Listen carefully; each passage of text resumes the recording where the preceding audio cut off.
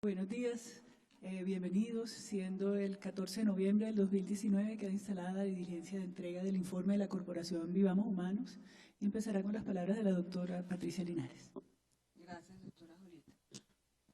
Muy buenos días a todas y todos, señores presidente Samper, doctora María Camila Moreno.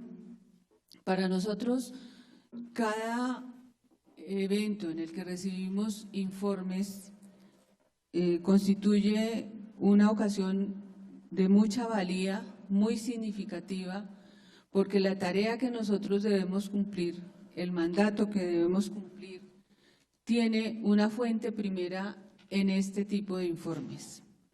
En el diseño del Acuerdo Final para la Paz se previó, y así quedó consignado en el mismo, la entrega de informes por parte de instituciones del Estado y la entrega de informes por parte de las víctimas y organizaciones que puedan contribuir con sus aportes precisamente al propósito final de este modelo de justicia restaurativa, que es lograr el acceso a esa verdad plena, reparadora, necesaria para superar una situación de guerra como la que ha vivido Colombia durante más de 5 décadas.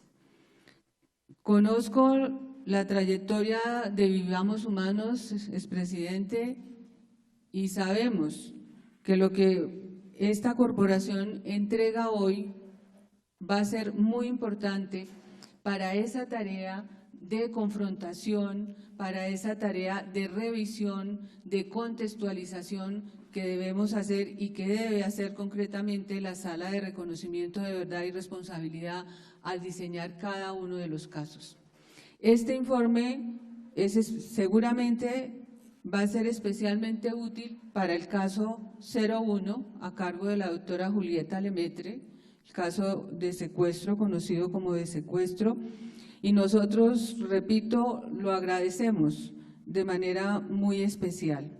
Construir esa verdad plena es una responsabilidad que como componente de justicia en el ámbito judicial nos corresponde a nosotros, pero que en nuestro criterio es responsabilidad de toda la sociedad colombiana, de todos los estamentos, de todos los sectores, de la academia, del sector productivo y de organizaciones que han dedicado largos años a no dejar perder esa memoria, que es la que finalmente nos va a dar la base de verdad necesaria si queremos de verdad avanzar en ese propósito de paz, en ese propósito de reparación integral para las víctimas. Yo quiero aludir a una carta, tal vez la primera carta que yo recibí junto con el padre Francisco de Rú como presidenta de la JEP, que el 23 de noviembre del año 2017 nos envió el señor expresidente Samper. No la voy a leer toda, pero sí voy a leer dos apartes que yo creo que son importantes y significativos porque dan cuenta de lo que es la esencia de la justicia transicional, que es un propósito que como jurisdicción, como sistema, tenemos nosotros como prioritario, y es que todos y todas las colombianas entendamos de qué se trata la justicia transicional, cómo esa centralidad de las víctimas no se agota en lo retórico y cómo la esencia de este sistema, de este modelo de justicia es la verdad. Nos decía en ese entonces el señor expresidente Samper, repito, al padre Francisco de Rú como presidente de la Comisión de la Verdad y a mí como presidenta de la Jurisdicción Especial para la Paz. La justicia transicional se diseñó para permitir que países que hubieran incurrido en periodos de graves violaciones de derechos humanos, como ocurrió en el caso del conflicto colombiano, pudieran hacer una transición pacífica hacia una nueva época a partir de la visibilización y reparación del dolor de víctimas afectadas. Esto explica por qué el tema de la verdad con el de la justicia restaurativa sean los pilares de la jurisdicción recién creada. Por lo que a mí respecta, señores presidentes, Concluye su carta el expresidente Samper: en mi condición de expresidente de la República, estoy dispuesto a atender todos los requerimientos del Tribunal y la Comisión de la Verdad para contribuir al esclarecimiento de los hechos de guerra ocurridos durante mi gobierno. Gracias, expresidente Samper, por esa manifestación que hoy, a través, entre otros muchos seguramente, del informe de la corporación, nos hacen entrega hoy. Usted materializa eso que expresó en noviembre del año 2017. Muchísimas gracias. Muchas gracias, presidente. Continuamos entonces con la presentación del informe a cargo del expresidente Ernesto Samper Pizano, presidente honorario de la Corporación Vivamos Humanos. Le cedo la palabra. Muchísimas gracias,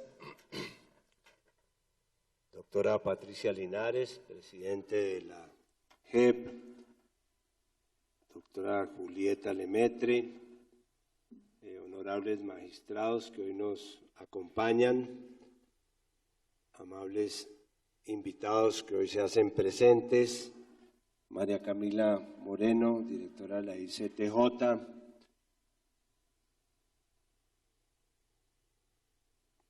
quiero empezar dando mis agradecimientos a la JEP por haber abierto este espacio. Efectivamente, tal vez lo primero sería empezar diciendo por qué estoy aquí. Yo estoy aquí porque considero que la decisión adoptada cuando se hizo el trámite de la legalización de los acuerdos de La Habana, en el sentido de excluir la posibilidad de que cualquier miembro de la sociedad civil, empezando por sus expresidentes, tuviera que responder a un llamamiento de los organismos creados de jurisdicción y paz, como la Comisión de la Verdad o la JEP, cuando ésta fuera necesaria en función del interés de las víctimas, me parece que prácticamente partió la posibilidad de que este país se reconciliara hacia adelante a partir del conocimiento de la verdad de lo sucedido en los últimos 50 años. Me parecía poco ético que quienes tuvimos la responsabilidad del Estado en algún momento de esta parte del conflicto nos sustrajéramos a lo que para mí era una obligación moral, que era la de concurrir a construir verdad en función de la reparación y de la reconciliación con las víctimas.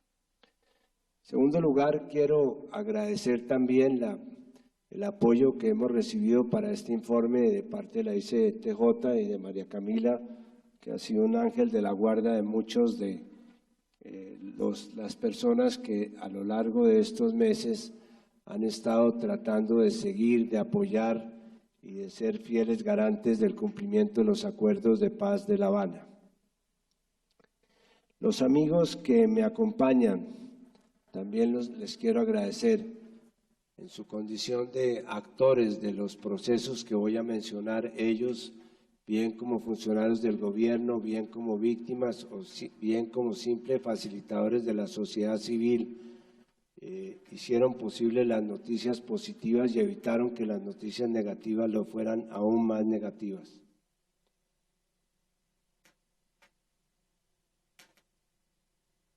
Creo que para empezar, este relato lo podemos dividir en dos partes.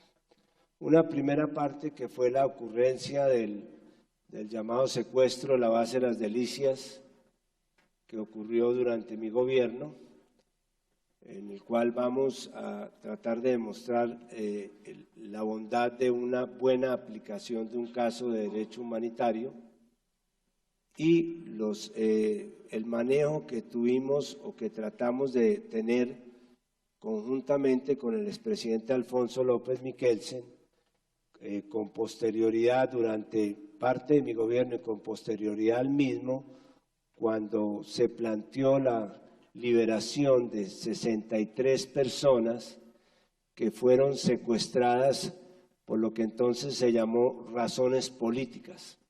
A este grupo de secuestrados los vamos a denominar entonces secuestrados políticos. Los años 90 fueron los años de mayor escalamiento de la violencia armada en Colombia, debido fundamentalmente en parte al cambio de estrategia de las guerrillas, que pasaron de una lucha tradicional de guerra de guerrillas a una guerra de posiciones. Durante los años 90 entonces los conflictos y las disputas entre los sectores armados tenían que ver con la consolidación de espacios territoriales frente, por supuesto, a un narcotráfico que ya estaba siendo consolidado desde los años 80 y, por supuesto, al aparecimiento de unas organizaciones criminales identificadas entonces con el nombre de paramilitares. Esto llevó a que ciertas formas de violencia utilizadas especialmente para el financiamiento se dispararan. Entre el año de 1990 y el 2010, según los registros, hubo alrededor de 32.000 secuestros, de los cuales alrededor de 5.900 tuvieron ocurrencia durante mi gobierno.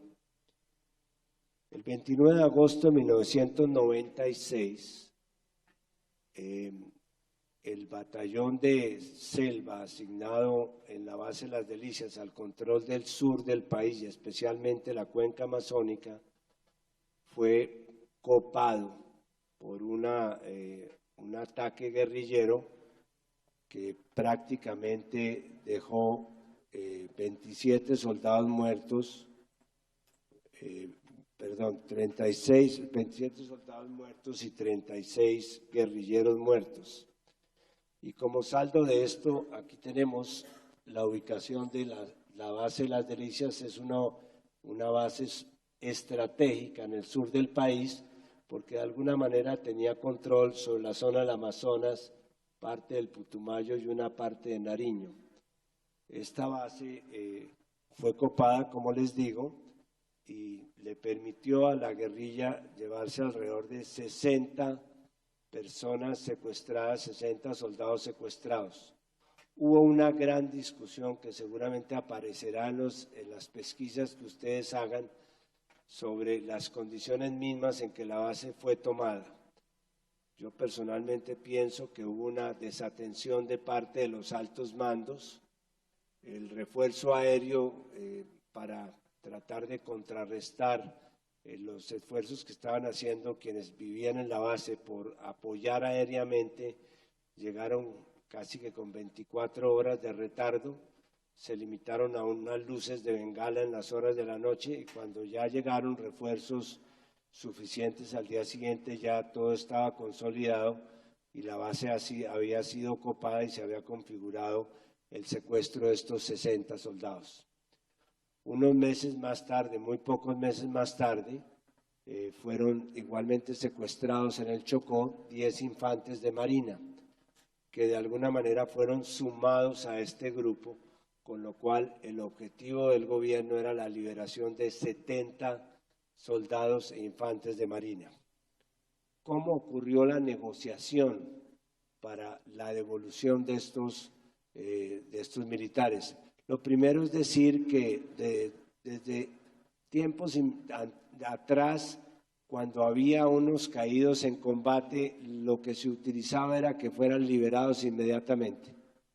Por primera vez en la base de Las Delicias fueron retenidos y por ello se exigieron una serie de condiciones políticas, aunque no se planteó, como veremos en el caso siguiente, no se planteó un intercambio humanitario de soldados por combatientes de las FARC.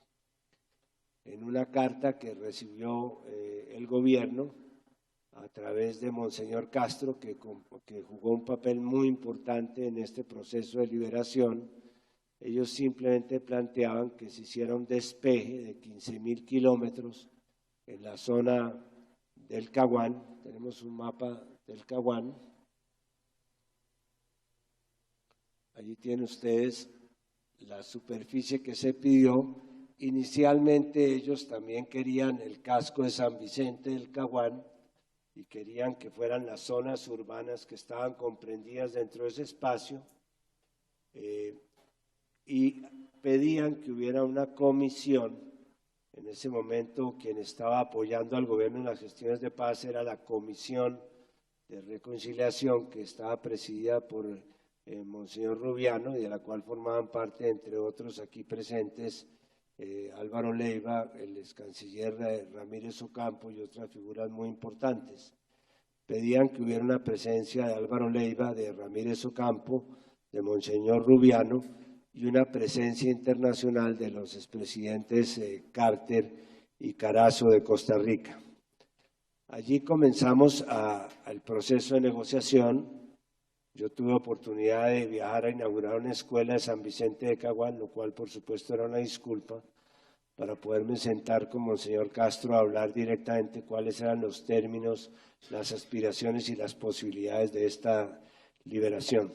Allí hubo una primera intervención del general Bedoya, quien entonces era el comandante del ejército, quien dijo que el despeje que estaba siendo solicitado era para sembrar coca. Y comenzó entonces el ejército a fumigar aquellas áreas que habían sido solicitadas por la guerrilla, a fumigar los cultivos ilícitos, dentro de la idea de que aquí lo que había era una simple estrategia para expandir los cultivos ilícitos.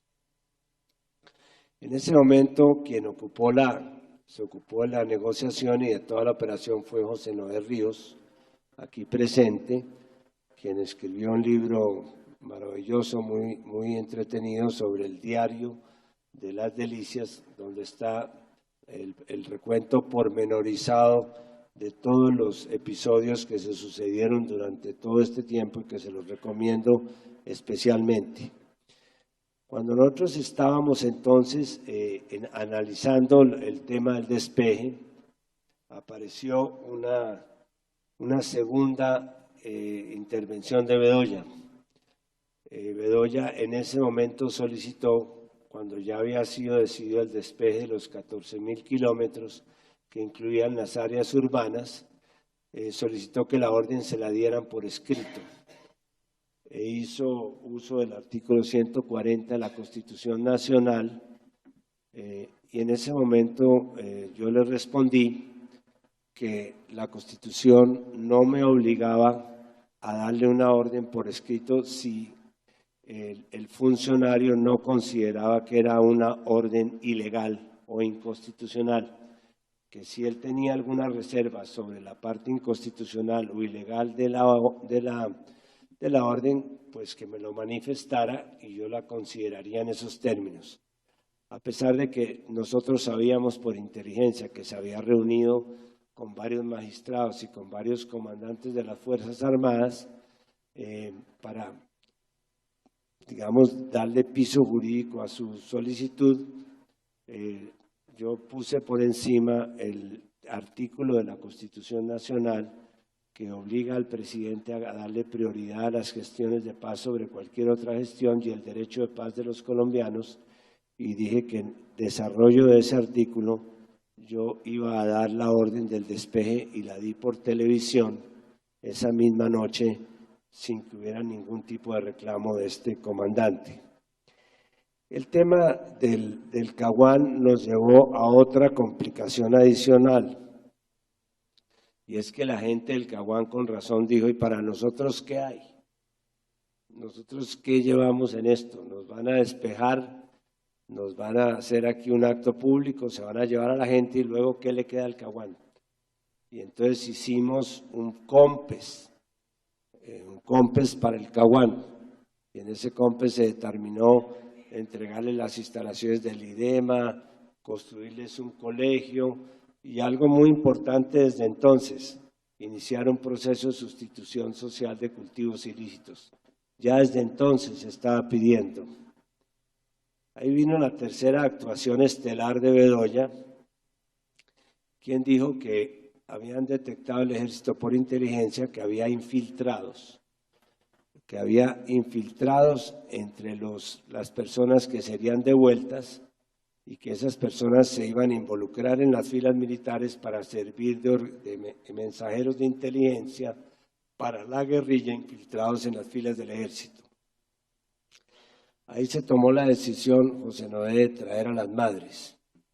Y entonces dijimos, bueno, traigamos a las mamás. Y a cada uno le ubicamos la mamá y tomamos la determinación de que iban a estar todos, iban a ser identificados por sus respectivas madres.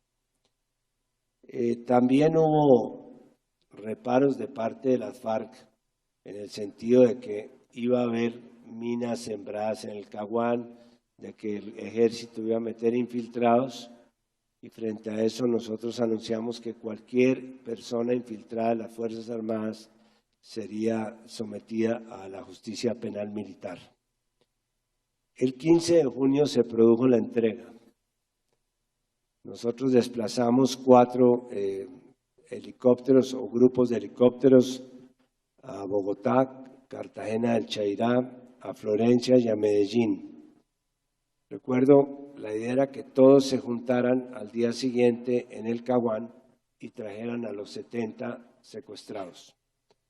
Recuerdo que el helicóptero de Carlos Evarón, viniendo del Chocó, le tocó hacer una parada en el aeropuerto de Medellín y ahí hicimos un despeje del aeropuerto de Medellín.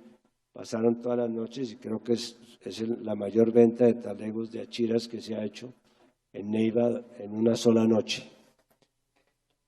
Los guerrilleros tenían preparado un acto simbólico en el cual ellos en una tarima iban llamando a cada soldado y cada mamá llegaba, identificaba a sus soldados, se tomaban una foto, se abrazaban y bajaban de la tarima. Obviamente, cuando las mamás se dieron cuenta de que todos los soldados estaban en esa casa que estaba a la vista de ellas, no se esperaron a ningún acto ni ningún tipo de formalismo y se abalanzaron todas a la casa donde estaban los soldados y eso fue el caos porque no hubo manera de poder volver a deshacer el vínculo que ya han establecido las mamás con sus hijos. La cuarta actuación de Bedoya fue una declaración cuando ya los soldados estaban en sus cuarteles, cuando ya estaban con sus mamás, cuando ya tenían los exámenes médicos diciendo que lo del Caguán había sido un circo con payasos incluidos. Voy a traicionar a José Noé de la frase que tenía preparada y que no dijo y que no va a salir de estas 4 paredes, José Noé. José Noé dijo, cuando el domador no puede entrar ni domar a las fieras, entran los payasos al circo. Y este fue un poco el epílogo, el episodio que se vivió con el tema de Bedoya. ¿Por qué soy tan insistente en lo de Bedoya? Porque como veremos al final, parte de las dificultades que hay en este análisis es que la sociedad colombiana y especialmente quienes tienen la obligación de conocerlo no han interiorizado suficientemente la dimensión del derecho internacional humanitario.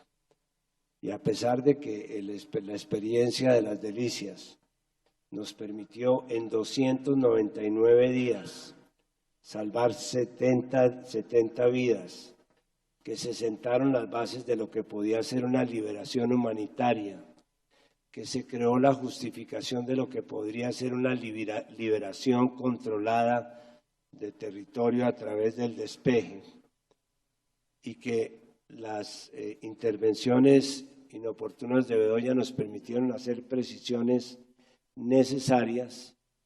Lo cierto es que así como esto fue una buena práctica de aplicación del derecho internacional humanitario, lo que vino después con el acuerdo de intercambio humanitario fue sin duda un magnífico ejemplo de lo que se puede considerar una mala práctica en materia de aplicación del derecho internacional humanitario.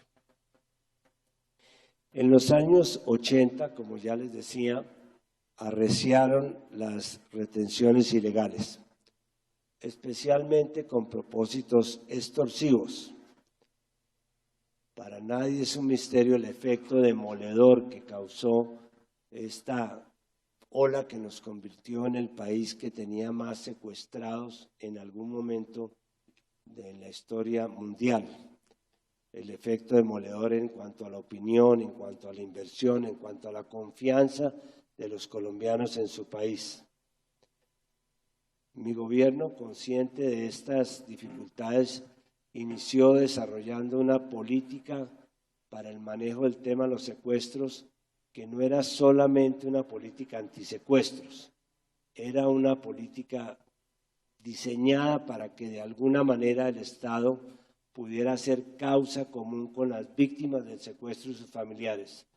Hasta ese momento había una política bastante agresiva de impedir que los familiares de alguna manera participaran en la liberación de sus secuestrados, de impedir que pagaran un rescate, de impedir que tuvieran acceso a ellos o que se pudieran de alguna manera manifestar públicamente sobre la condición angustiosa que tenían de ser familiares de secuestrados.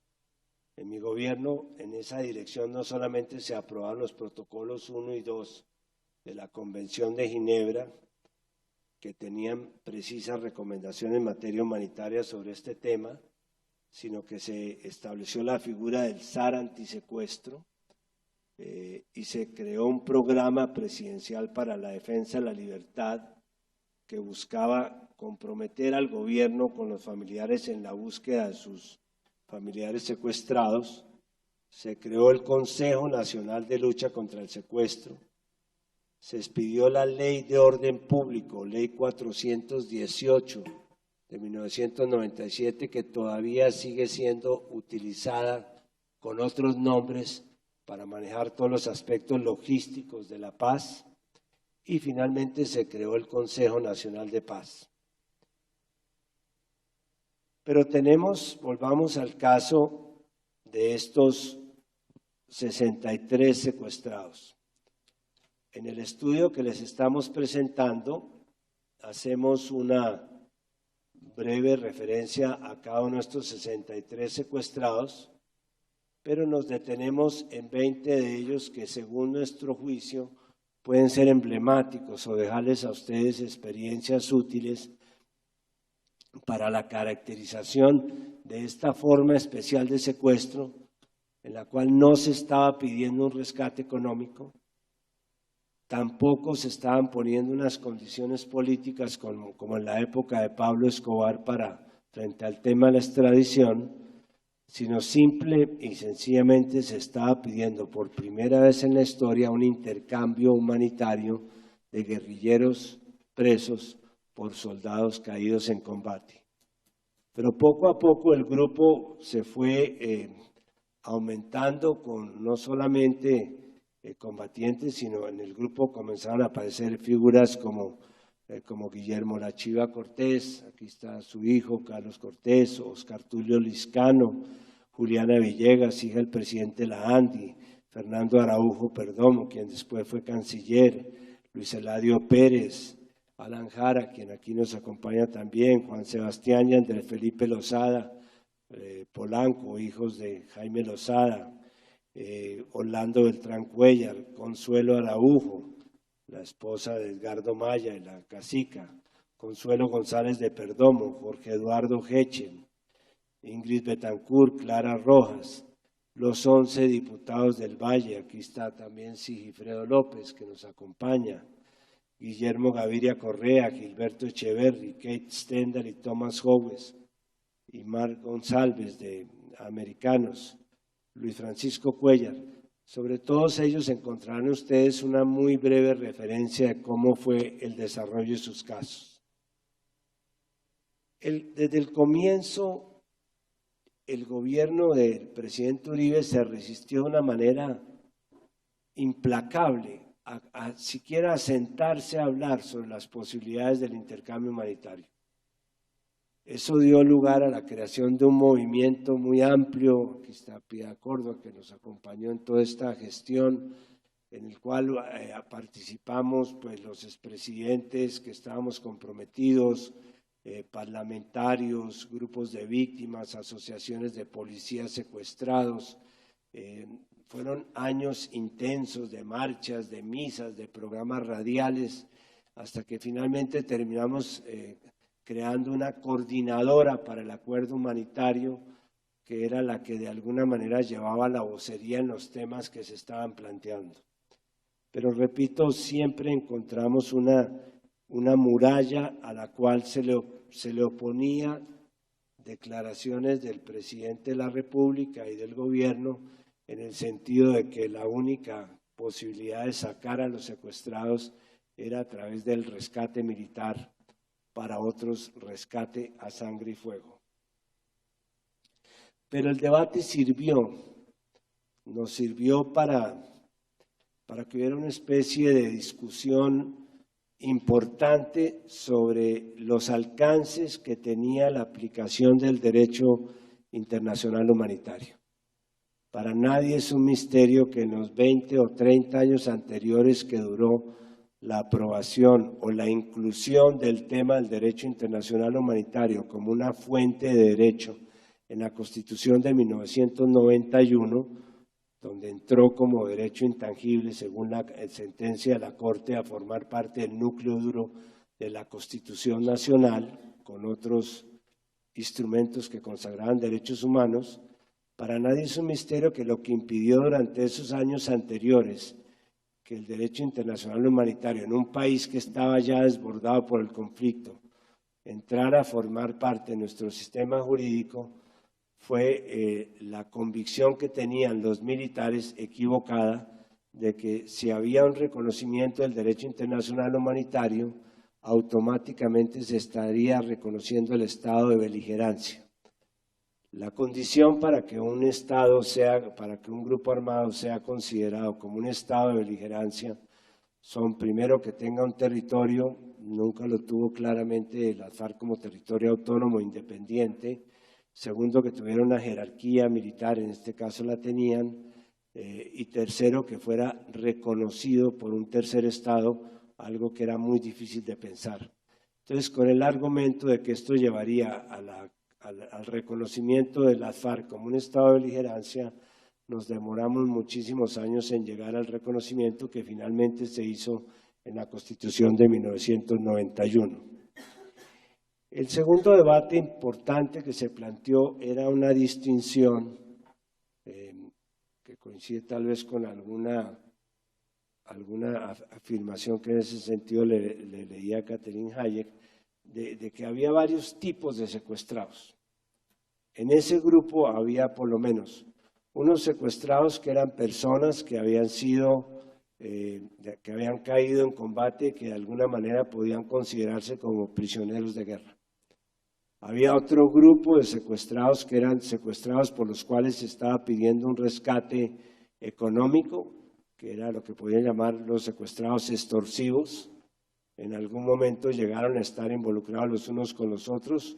Las FARC tomó la decisión de separar los negociables económicamente de los negociables políticamente, y también había unas personas civiles por las cuales no se estaba pidiendo ningún rescate ni político ni económico, que en los términos del DIH, simple y sencillamente, según opinaba entonces la Cruz Roja Internacional, tenían que ser liberados de manera inmediata. Un poco la fórmula que se encontró entre las personas que estudiaron el tema, era muy difícil decirle, pues vamos a negociar los 63 secuestrados, pero por estos vamos a pagar una platica, por estos vamos a cumplir una condición, y estos salen por el intercambio con los prisioneros que están en las cárceles.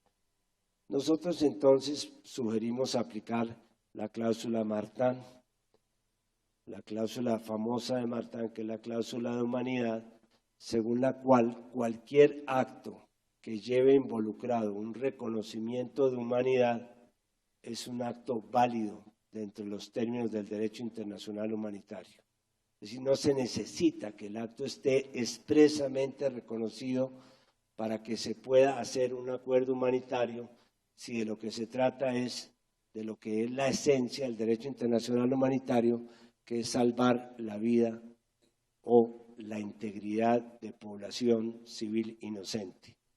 La cláusula Martán dice textualmente: para los casos no regulados quedan vigentes las normas, principios y costumbres sobre la humanidad y las exigencias de la conciencia pública. Esto está en la Convención de La Haya. Segundo debate que se presentó en estos años de discusión era si los actos humanitarios requerían o no formalidad para hacer los acuerdos humanitarios, requerían o no formalismo para poder tener vigencia.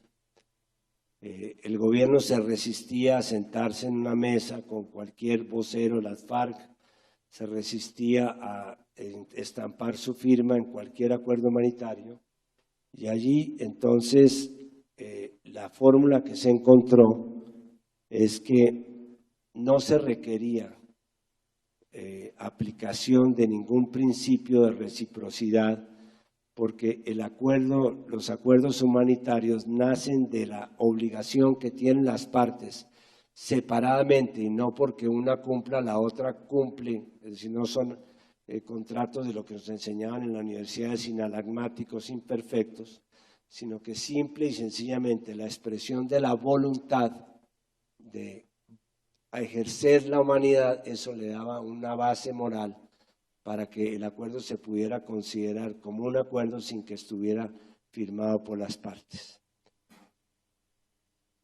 El gobierno, mientras tanto, se oponía a cualquier fórmula que le representara un intercambio humanitario, aceptar un intercambio humanitario.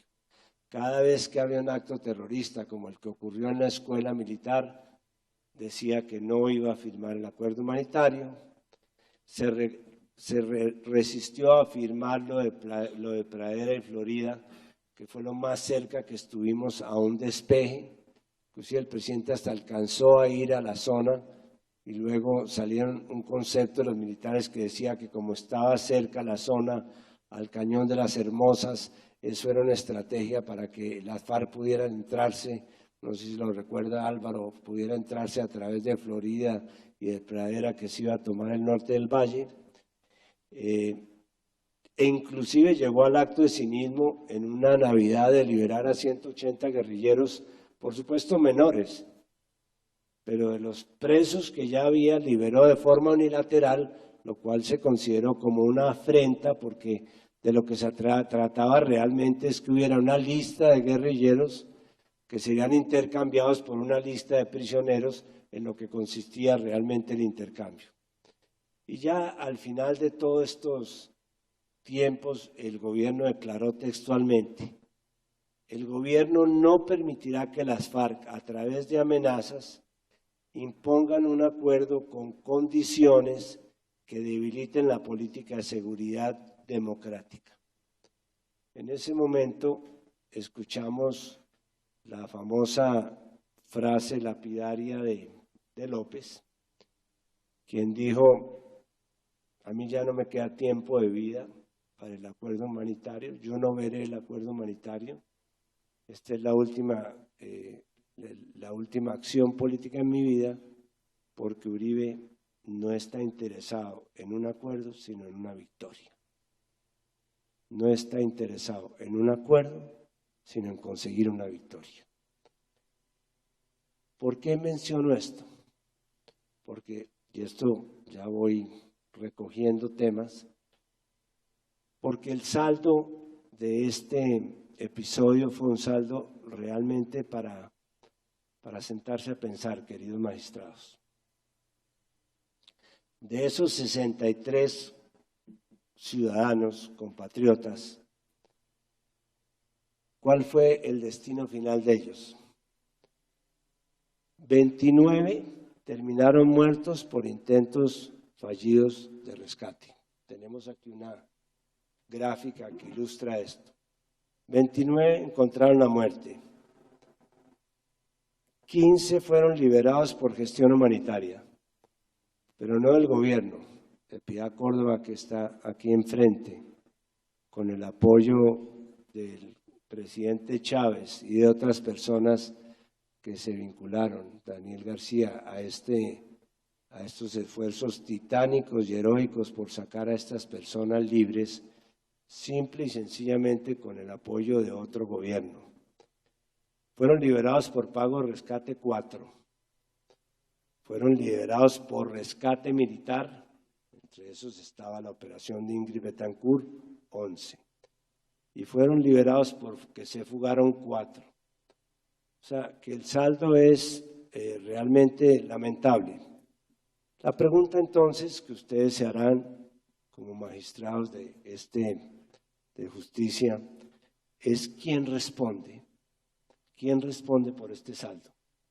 Quizás eso le interesa no solamente al país, sino sobre todo a las víctimas de estas personas o a ellas mismas. Nosotros nos planteamos varias hipótesis de responsabilidad que queremos compartir con ustedes. La primera, obviamente partiendo de la base, hay que decirlo, de que la primera responsabilidad, claro, está en cabeza de las FARC. Eso sobra anunciarlo, pero si nosotros nos quedáramos solamente en esa responsabilidad, no tendría razón de ser la justicia para la paz, que lo que trata es precisamente de encontrar el camino para que no se dé una repetición. Primera hipótesis, ¿cuánto pesó el aumento del riesgo de los cautivos por no aplicar las salidas que estaban previstas en el derecho internacional humanitario? ¿Cuánto pudo pesar el riesgo que ellos corrieron? Para no hablar de los años que les quitaron de vida con sus familias o de vida en paz por no haber querido aplicar los acuerdos humanitarios como una disposición legal. La segunda, ¿cuál es el margen constitucional del Estado colombiano para desechar hoy una salida humanitaria en medio de un conflicto armado? El Estado tiene la obligación constitucional de buscar una salida humanitaria. ¿Cuál es el margen que tiene frente a un desafío de orden público para esto?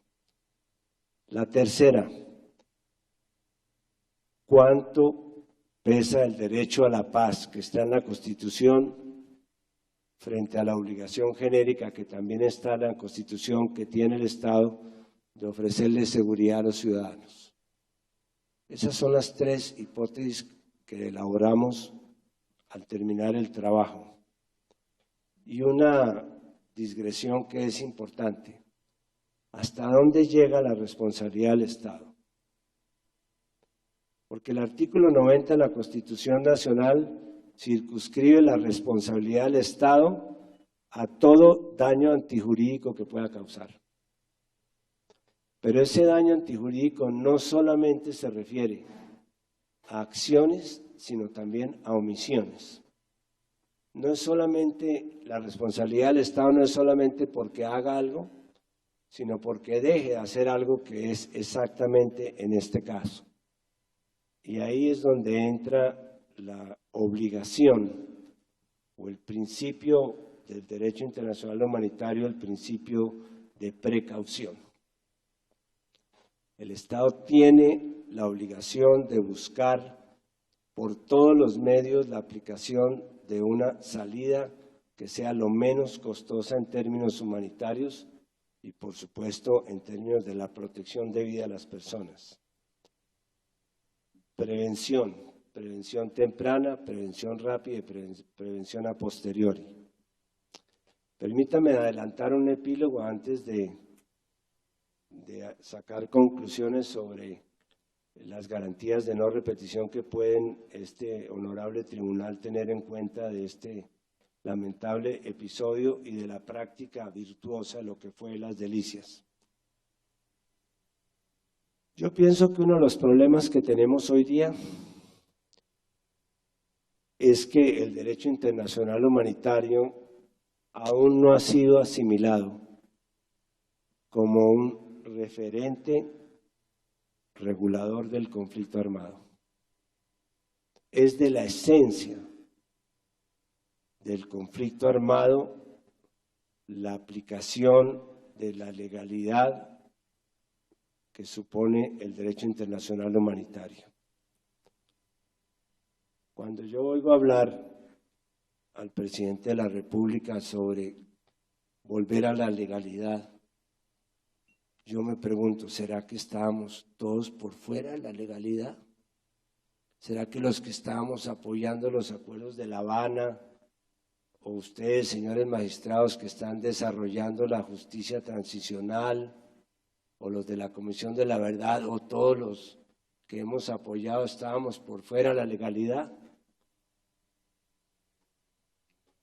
Y la respuesta que me doy es que no, que tal vez estemos hablando de dos legalidades distintas. De la legalidad de la justicia ordinaria, de la justicia punitiva, del populismo punitivo que hoy día está de moda, y la legalidad humanitaria, que es la que tiene que ver con la justicia transicional, la justicia restaurativa. Y me preocupa porque yo veo que aquí se está produciendo una metástasis del conflicto. No digo que los 13.000 combatientes de las FARC vayan a volver a coger las armas, no, pero sí veo que los ingredientes del conflicto nacional se están reproduciendo muy rápidamente a nivel regional. Vayan a ver lo que está pasando en el Catatumbo, miren lo que está pasando en Tumaco, lo que está pasando en los Montes de María, lo que está pasando en el Chocó. Ahí hay un fenómeno metastásico del conflicto nacional. Y en esos sitios, si nosotros no somos capaces, nosotros no, ustedes como actores, yo estoy por encima del bien y el malo, por debajo, si no somos capaces de vender nuestra idea de legalidad, simple y sencillamente vamos a estar contribuyendo a la repetición del conflicto. Doy ejemplos.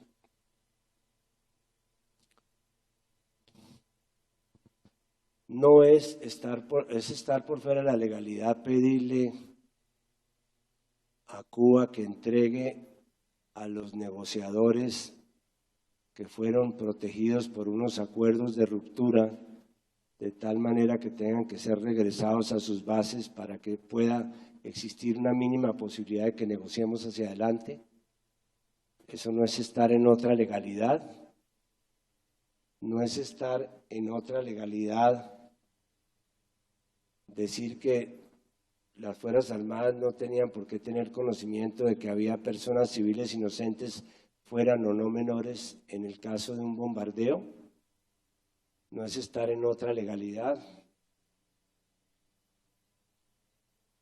Si en este país no aceptamos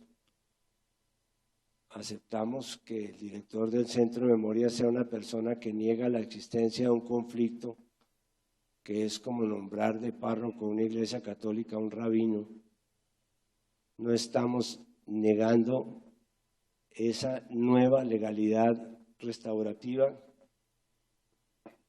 Si la Oficina del Alto Comisionado para las Naciones Unidas de los Derechos Humanos le quitan las funciones de monitoreo y de observación y le cortan las alas y le cierran el pico y no puede hacer denuncias y tiene que consultar con el gobierno las denuncias y no se puede pronunciar sino a través de Ginebra, no estamos contribuyendo a que se deteriore esa nueva legalidad que necesitamos.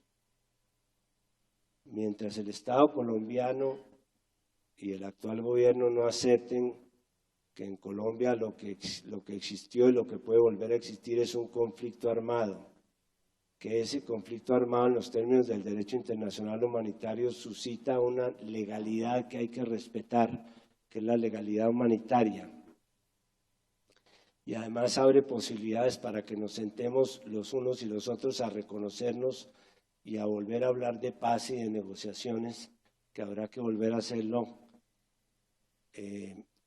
Seguramente llegará aquí la otra legalidad y no habremos avanzado mucho en lo que queremos avanzar. Garantías de no repetición. Yo soy abogado javeriano Tengo un gran respeto por los tribunales, por eso estoy aquí, porque creo en la justicia y porque creo en la verdad.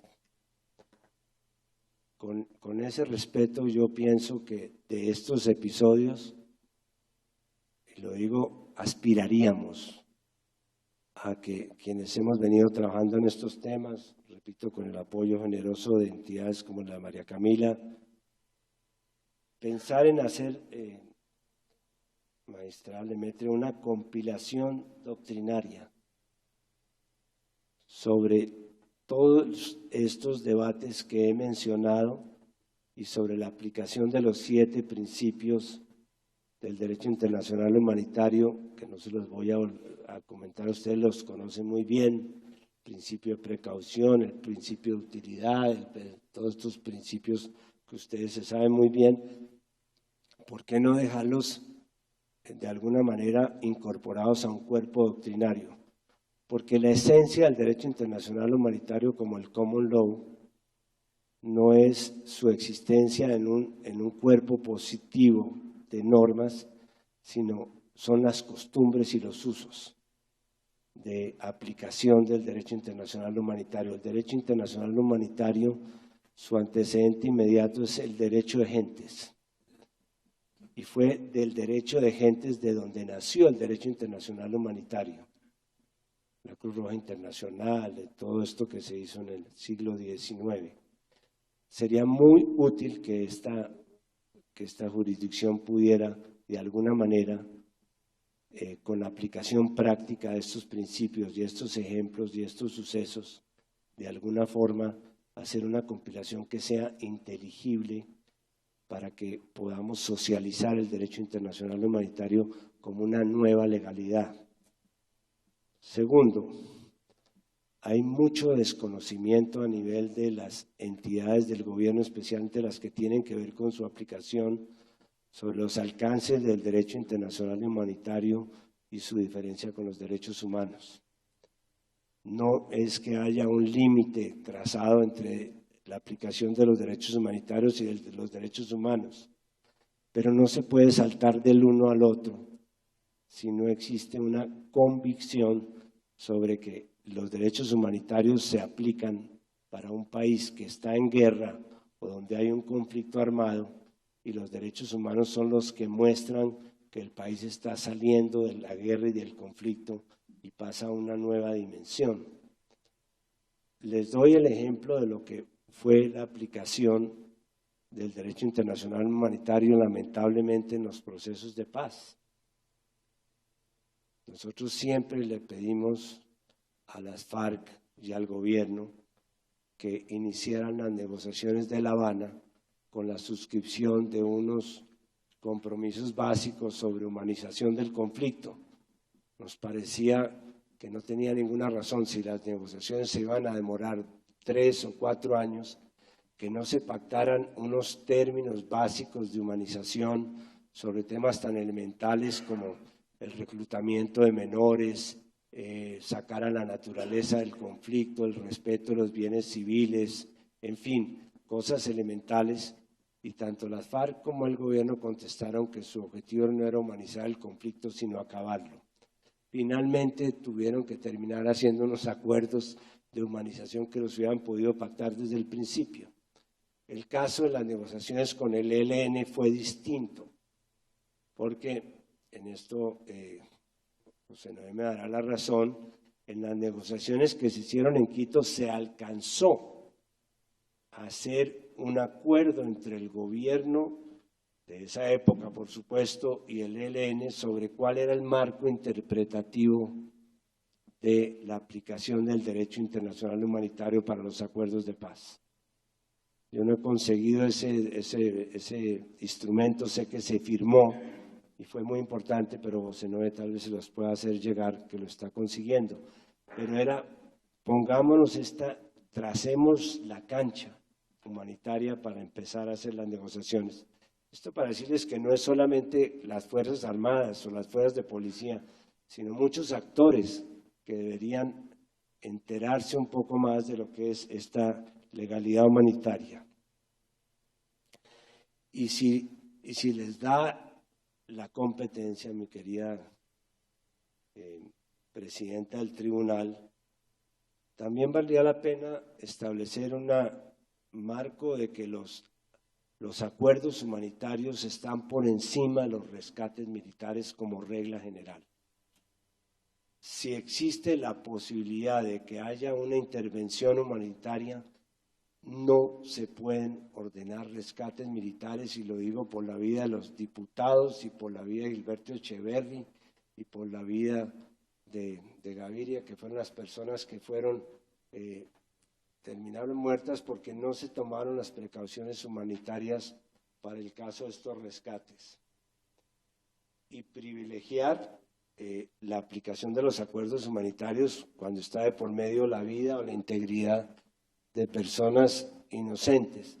No se necesita que sean actores armados para que puedan aplicarse las normas humanitarias. Donde quiera que haya una población civil inocente, se justifica una intervención en aras del derecho humanitario y por encima de la legalidad ordinaria.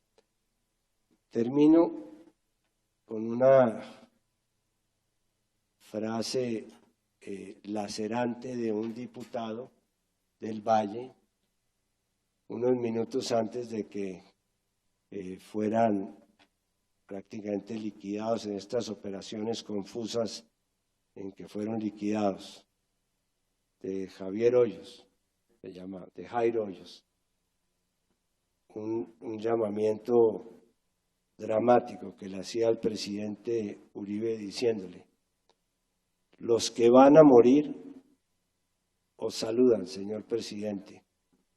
¿Cuál es la estrategia para nosotros? Creo que por eso estamos reunidos esta mañana. ¿Cuál es la estrategia que tenemos frente a las posibles nuevas víctimas? Muchas gracias. Muchas gracias, expresidente. Continuamos entonces con un video que la Corporación Vivamos Humanos nos invita a ver.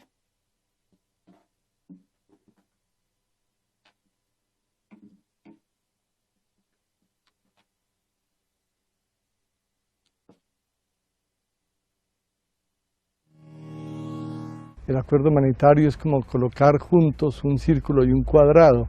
Eso no es tan fácil, cuando si uno piensa en la imagen del cilindro, pues ahí caben perfectamente. Tenemos que inventarnos eso, una especie de cilindro donde la posición del gobierno y la posición de las FARC puedan combinarse de manera tal que se llegue a eso que se llama un acuerdo humanitario, así que sea posible cuanto antes que todos estos secuestrados regresen a sus hogares. Las FARC han depositado en la Iglesia la confianza para que el acuerdo humanitario pueda salir adelante. El gobierno también, la Iglesia quiere ofrecer a las partes su acción facilitadora de construcción de un puente que les permita a los dos discutir las condiciones y hacer viable eso que las FARC anhelan, que el gobierno desea y que el país mira con muchas expectativas.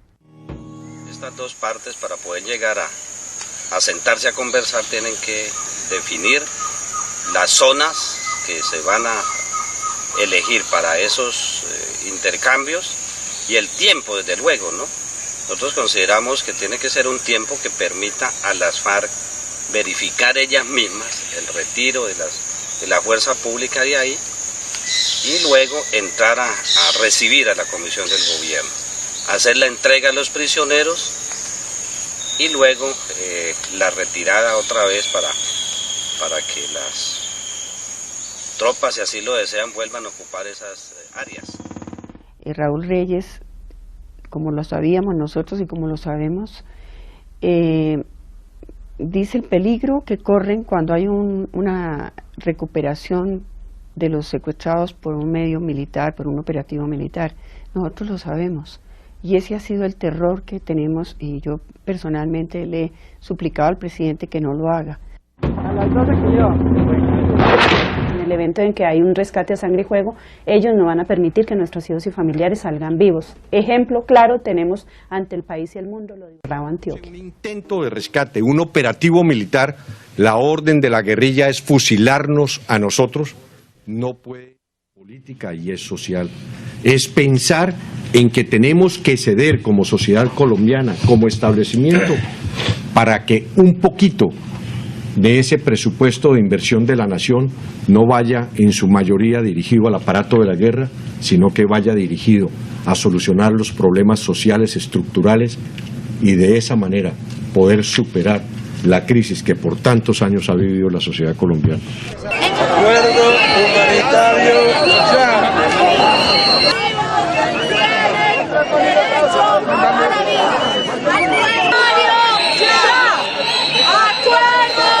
humanitario ya. ¡Acuerdo humanitario! ¡Al rescate! ¡A sangre y fuego! ¡Sí! ¡Al acuerdo humanitario! Saben que ese es el único camino viable para rescatar a las personas que han perdido su libertad injustamente a manos del extranjero. Continúan las FARC y el gobierno demostrándole al mundo su crueldad, su barbarie, y que de alcanzar un eventual acuerdo que de humanitario no ha tenido absolutamente nada, lo que menos les ha importado es la vida de los secuestrados. Señor presidente, Dios le dé sabiduría, claridad, al igual que a las FARC, de sensatez para llegar a acuerdos que permitan nuestra libertad, que logren llegar a situaciones que nos den la oportunidad de regresar a casa. Ya ni siquiera estamos pidiendo que haya un acuerdo, una negociación, estamos pidiendo a las FARC y al gobierno que tramiten una liberación humanitaria, porque hay personas que ya llevan más de 10 años en este secuestro. El país está como anestesiado humanitariamente y creo que el gobierno tiene que nombrar un interlocutor para todos estos temas, porque la gente no tiene con quién hablar y eso es injusto.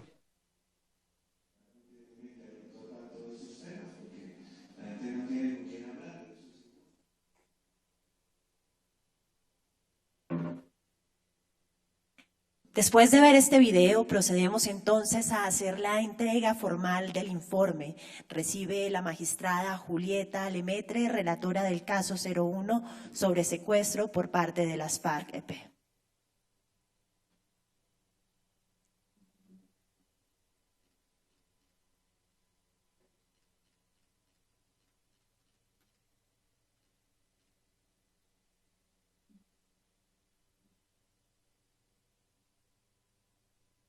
Quiero dejar una pequeña constancia, es que el video es, para que me digan que me robé la propiedad intelectual, lo hizo mi nieto Julián, cuyo padre está aquí presente, para que le digas a Julián. Le cedo ahora la palabra a la magistrada Julieta Lemaitre, quien hará el cierre de esta diligencia.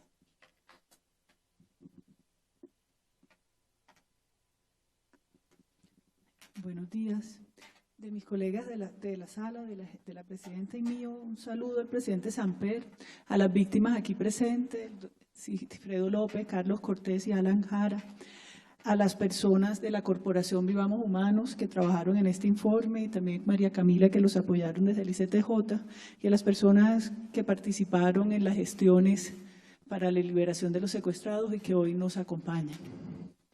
Los informes que presentan las organizaciones de derechos humanos, étnicas y de víctimas a la Jurisdicción Especial para la Paz, como el que nos presenta hoy la Corporación Vivamos Humanos, tienen especial importancia para los casos que se adelantan por los crímenes que son tan graves que no serán amnistiados. Los informes son la base para la apertura de nuevos casos y es la sala de reconocimiento la que los recibe, los analiza y los agrupa en macrocasos que involucran cientos de comparecientes y miles de víctimas. En el caso 01, contra la extinta guerrilla de las FARC-EP por retenciones ilegales cometidas, hemos recibido 6 informes de las organizaciones de la sociedad civil que se han sumado a los presentados por la Fiscalía General de la Nación, el Centro Nacional de Memoria Histórica y los datos proporcionados por la Procuraduría General de la Nación. A este acervo se une hoy este informe. Los informes son contrastados con las versiones de los comparecientes, recibidas en las etapas de versiones voluntarias, individuales y colectivas que hemos desarrollado en este año y que se terminarán en este año, culminarán con el traslado de todas las versiones a las víctimas acreditadas para sus comentarios.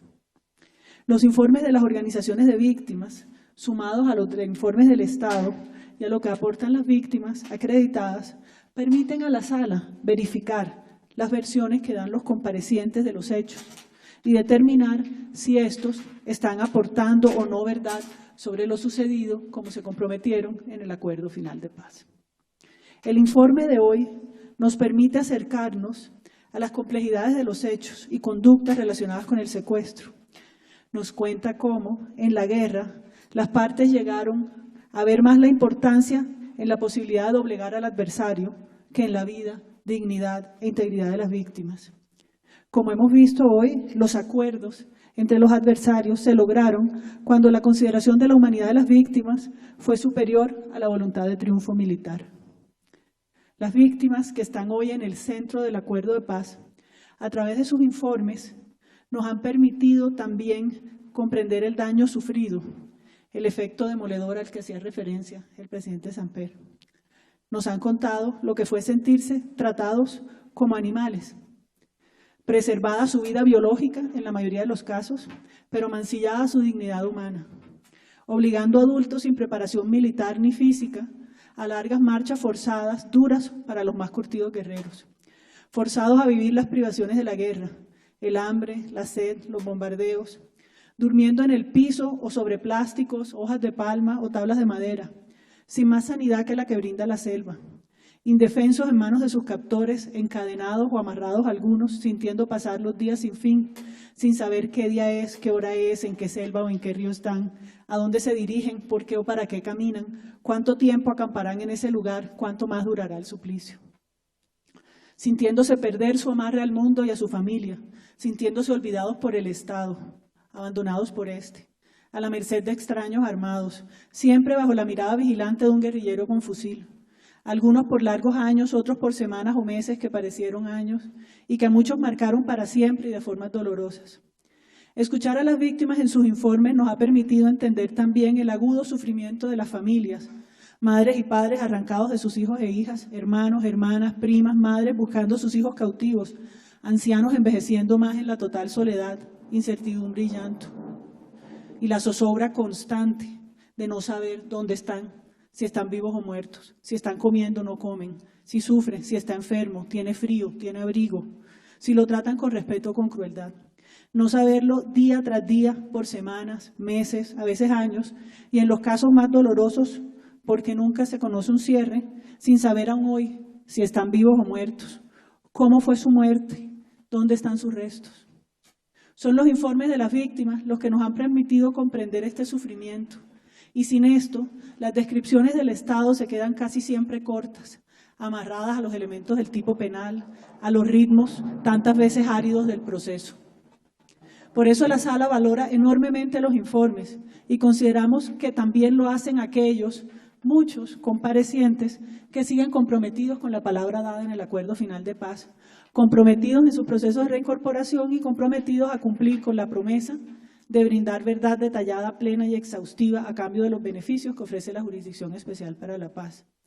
Si en medio del conflicto armado, el otro, al cual confronta el guerrero, es el adversario militar, en la implementación de la paz, el otro, al cual se enfrenta y frente al cual comparece, el reincorporado a la vida civil, son las víctimas.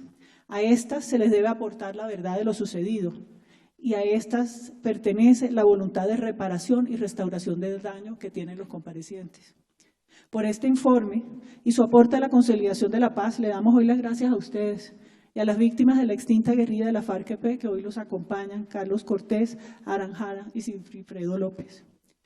Es nuestro propósito que este proceso sirva para que el país no olvide lo que sucedió y para que nunca se repita. Muchas gracias. Con esto damos por cerrada la diligencia de hoy. Muchas gracias, magistrada, y muchas gracias a todos los asistentes que nos acompañaron hoy. Tengan una feliz tarde.